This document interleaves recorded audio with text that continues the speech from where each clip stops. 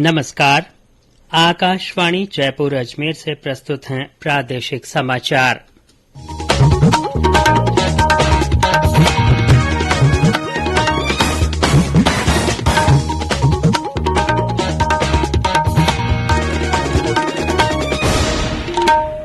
समाचारों के साथ मैं सुदर्शन नाहर।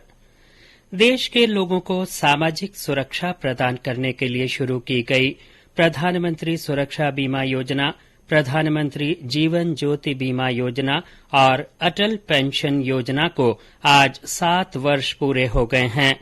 वित्त मंत्री निर्मला सीतारमण ने कहा है कि बीमा और पेंशन की ये तीनों जन सुरक्षा योजनाएं जनता की पहुंच में हैं।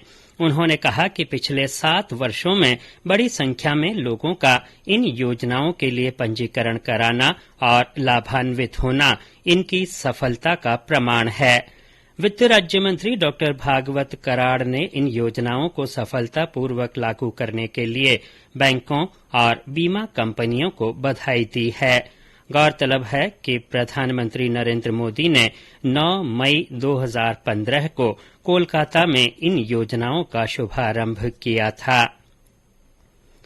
वित्त मंत्री निर्मला सीतारमण ने कहा है कि केंद्र ने राज्यों को जनवरी तक का बकाया वस्तु और सेवा कर का उनके हिस्से का भुगतान कर दिया है। चेन्नई में एक समारोह में वित्त मंत्री ने कहा कि पिछले वित्त वर्ष के अंतिम 2 महीनों की बकाया 78,000 करोड़ रुपए की राशि का भुगतान भी जल्द ही कर दिया जाएगा।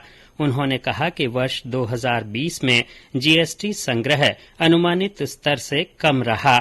पेट्रोलियम उत्पादों को जीएसटी के अंतर्गत लाने से जुड़े एक सवाल पर श्रीमती सीतारमण ने कहा कि राज्यों के वित्त मंत्रियों की सहमति के बाद ही इसे जीएसटी के दायरे में लाया जाएगा।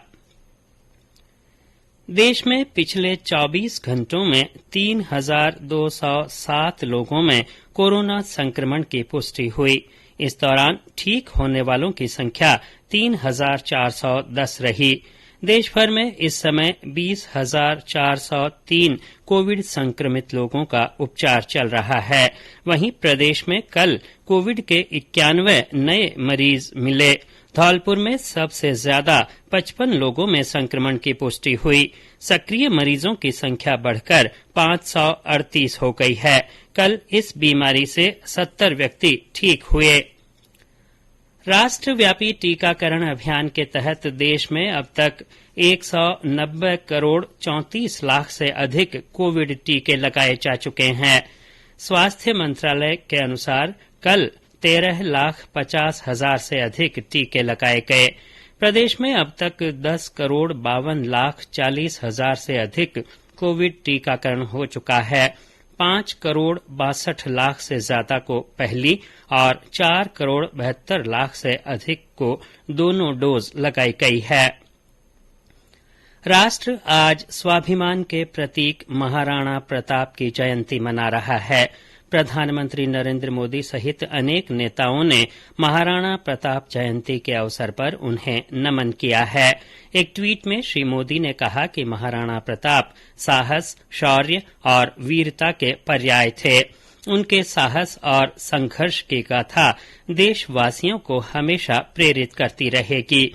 इधर मुख्यमंत्री अशोक गहलोत ने ट्वीट संदेश में महाराणा प्रताप को मेवाड़ का वीर सपूत बताते हुए उनके त्याग, तपस्या, शौर्य और संघर्ष को सभी के लिए प्रेरणादायी बताया।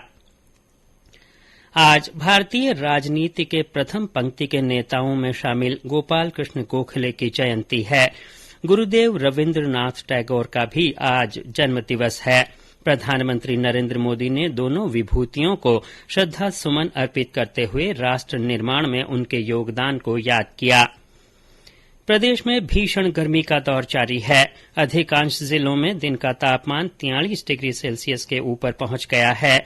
मौसम विभाग के अनुसार बीते 24 घंटों में बांसवाड़ा और बाड़मेर में तापमान 46 डिग्री सेल्सियस को पार कर गया। वहीं नागौर, जैसलमेर, बीकानेर और डूंगरपुर में 45.5, जालौर और चूरू में 45, कोटा और बूंदी में 44.6 तथा राजधानी जयपुर में दिन का अधिकतम तापमान 42.6 डिग्री सेल्सियस दर्ज किया गया। इसके साथ ही प्रादेशिक समाचार बुलेटिन समाप्त हुआ। नमस्कार।